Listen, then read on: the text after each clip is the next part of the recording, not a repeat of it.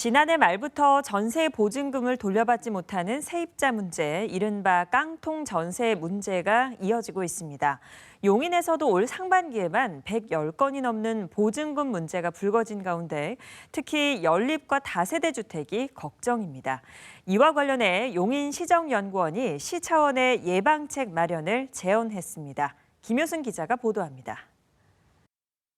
올 상반기 경기도의 전세보증 사고 건수는 1,996건, 사고 금액은 6,429억 원에 달합니다.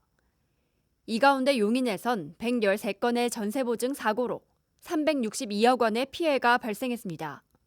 용인 지역 중에서도 처인구에서 높은 사고율을 기록하고 있는 가운데 특히 연립과 다세대 주택의 위험성이 높아 주의가 필요합니다.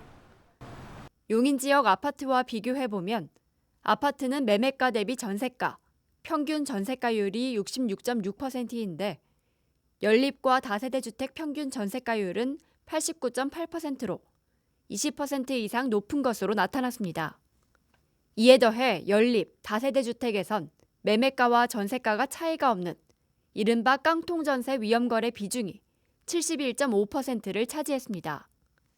용인시정연구원은 특히 신축 연립과 다세대 주택의 경우 매매가를 알기 어려워 주의해야 한다고 당부했습니다. 신축 연립 다세대 주택의 경우는 매매 가격을 정확하게 알기 어려우므로 전세 보증금 반환 사고에 노출될 위험성이 높다는 점에 유의할 필요가 있습니다. 그리고 주택 특성으로는 20제곱미터 내외의 소형주택과 15년 미만의 주택에서 평균 전세가율이 상대적으로 높게 나타났고, 용인시정연구원은 특히 내년 상반기에 만료되는 깡통 전세 위험 거래가 많아 관련 사고도 증가할 위험이 높은 것으로 보고했습니다. 이에 상담 전문 인력을 배치하는 등 시 차원의 예방책 또한 고민해 볼 필요가 있다고 제언했습니다. 전월세 종합지원센터나 전월세 안심 계약 도움 서비스 등이 대표적인 사례라고 생각합니다.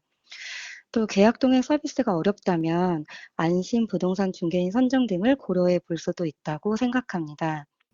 이외에 민간 부동산 플랫폼과 협업을 통해 시민들에게 보다 자세한 부동산 정보를 제공하고 전세 거래 모니터링도 해갈 수 있을 것으로 시정연구원은 내다봤습니다. BTV 뉴스 김효수입니다.